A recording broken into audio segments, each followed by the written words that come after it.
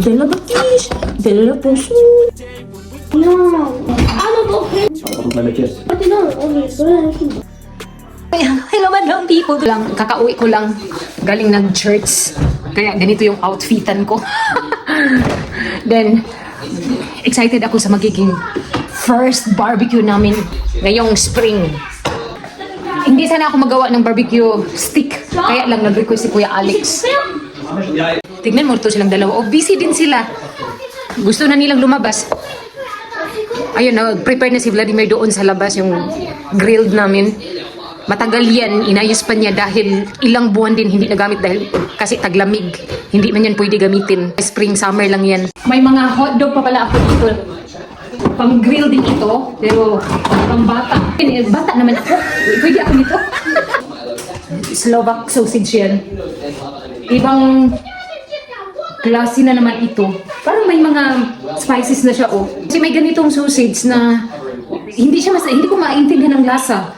Parang lasang jumbo hotdog. Charis lang. Siguro sa birthday ko, mag-grill din kami. Siyempre, gagawa din ako ng lechon belly. Ako na naman yung lilitsunin. Maganda pa rin yung aking necklace. Ito, matagal na to ba?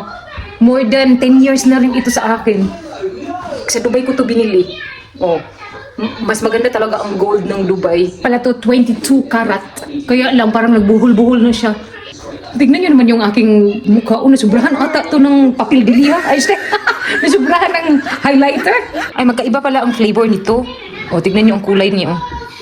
Ayan ang mga flavor niya. May event pa pala si Philip at Alex mamaya para daw ito sa Mother's Day. And anyway, Happy Mother's Day to all mothers out there all over the world. Lalong-lalo na sa pinakamaganda kong ina na si Ilma Ismas. Nagmana ako sa kanya sa kagandahan ko kung magtalikod. Wala talagang pakialam si Philip sa akin, no? Kahit na maingay ako dito. Instead na potato and rice, so sabi ko kay Vladimir, bread na lang dahil marami ito. Ilang beses na kami nagtapon ng bread sa sobrang dami dahil bumili siya nito at ito. Hindi mabutan ng Saturday, ubos na kaagad. Gusto ni Philip at Alex. Ito kasi hard yung sa gilid. Yan, Pero kung fresh, malambot naman ang gilid. Pero kung maabutan siya ng 4 days, wala na. Ang gilid nito kasing tigas ng aking ulo. Charis lang. Sa grilled, mas gusto ko yung salad lang. Wala na yung carbo. I-prepare ko pala yung cheese. Kaya isang bago naman hinong kakarubuang ka. Niluluko kasi niya ako eh. Kunin ko pala yung cheese na ilang piraso na lang man ito eh. Ito na cheese pang grilled. Pero kung amoyin mo, mabaho. Mabaho? Kung amoy. Mabaho? Ah, may sauce pa pala siya. Pala siya sauce? Let's put the cheese on. I thought that sauce. There is inside always sauce. Ah, sorry naman kasi ignorante ako. Ngayong July, may expiration dito. Sa bagay, nilagay ko naman sa freezer. Okay pa to eh. 3 piraso ang natry. Kinain ko na kasi yung isa. Na-try ko ba? Para ako di kabuhi nun after that kasi matigas pa sa loob. Ito, akala ko kasi pati itong white tatanggalin. Ito kasi may nakabalot pa yan. Makakain ito siya. Daddy, you can eat it, Toto? Yeah. Ah. The metal. Yeah. Yes, Just this is edible. That's paper, but edible paper. Dobre. But you can eat the gold. Last time You can eat your shine. Timang. No, Toto, gold. Last time, as in tinanggal ko talaga itong puti. Makain pa pala. Pasensya na wala kasi ito sa book ID namin. Toto, very me hard. Yeah, because it's frozen. Can we put 3? There was 3. Ano? It's okay. You can come on. I don't need to eat that. Kala ni Nini? That's a month. No? We will, just 2. Ano? 1? Baka nakawihan. Baka nakawihan. Excited na akong kumain. Ito yung plato ko. Kunwari, dahil. Kapag wala pa ng camera, ang bunganga ni Margie parang journal. Sabi ko nga sa inyo diet ako. May cheese. May sugat yung ngalang-ngala ko ba? Ang sakit. Sinalapit ko pala yung aking buhok para mamaya parang nag-curly-curly na siya. Hindi ko na ginamit yung binigay ni Aiza sa akin dahil nagda-dry yung aking hair. Parang buntot ng kabayo. Ang sarap naman yung susis na ito. Tala ni Prosim. Hindi mi papa. You don't want to say there, Philip ko? With Kuya? Kuya? No. It's time ko. Sad ni si. With Kuya. Ha? On the black pen. Ano? Tak. Aha. Right. Pizza ka ni. Father and Holy Spirit. Whatever candidate for the pizza and good and also Dobrukot. There's lemonade. Toto is na Bella lemon.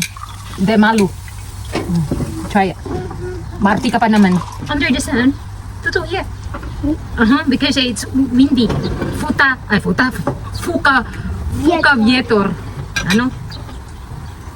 Mommy, why is not here? Here, put Kuya Alex ko toto. Kasi, ano, mahangin.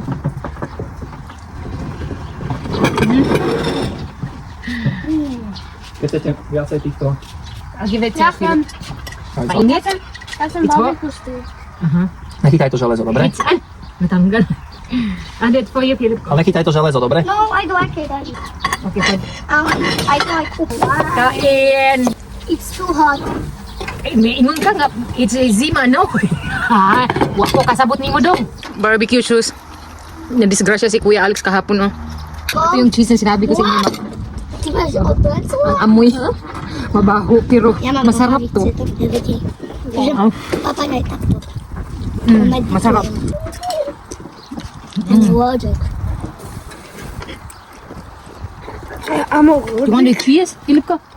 No. Kuya. Ew. Ayaw talaga nila eh. Ew. Pero masarap siya kung isaw-saw dito. Ito pala ang na-receive ko sa Mother's Day. Naman ipakita ko sa inyo yung para kayo biyanan. Bibigyan siya ni Vladimir. Ako ang pumili nito. Ito siya. Ruja ang pangalan nito. 10 euros and 99 cents. Dito pa pala yung event ngayon sa Mother's Day. Ito yung galing sa event kanina from Philip. Binigay niya sa akin.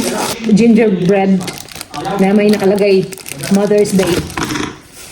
Tapos may sweets. Ganon din kay Alex. Ayan. Tapos sinulatan niya dito. Mali lang ang spelling ng pangalan ko. Sweets din. Pero ito ang gusto ko, flowers. Last year, meron din akong ganito. Kaya lang, namatay siya noong winter. Ay pang spring at summer and autumn lang to eh. Ito po yun wax begonia. The same sa na-receive ko today. Pero may nakita akong, yan maliliit na green. Sana nga ito yung mga replacement, no? Yung isa nandito sa labas, nilagay ko. Ewan ko kung mabuhay ba ito. Ayan,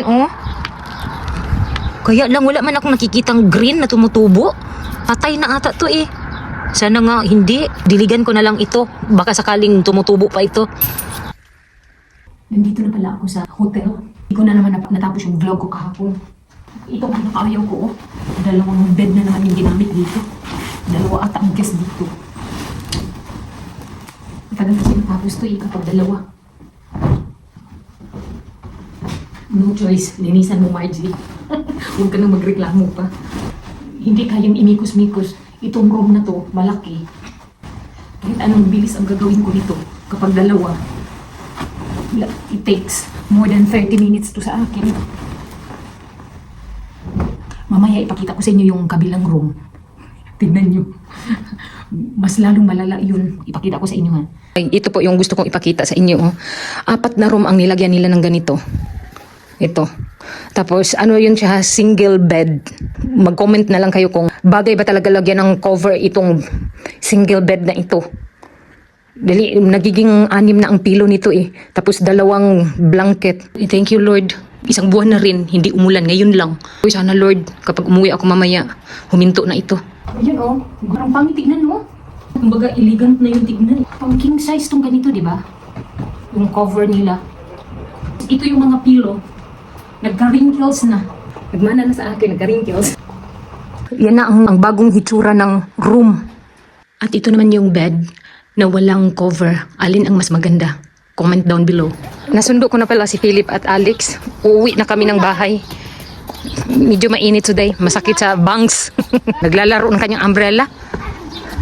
Ay, talaga si Kuya Alex ko. Kapag makita niya yung scooter ko, hindi manahimik yung kanyang kaluluwa hanggat hindi niya masakyan yun. Nakarating na si Kuya Alex sa bahay, oh. I-try kong open dito, ang mahiwagang gate namin. Dito pala banda. Ayan, oh. Social, no? May remote. Sana all na lang taan, eh. Nagtanim na pala kami ng bulaklak dito. Hindi pala ako, si Bianan. Binigay niya sa akin itong mga bulaklak. Ito. At saka yan. Then siya yung nagtanim. Walang tiwala sa akin, eh.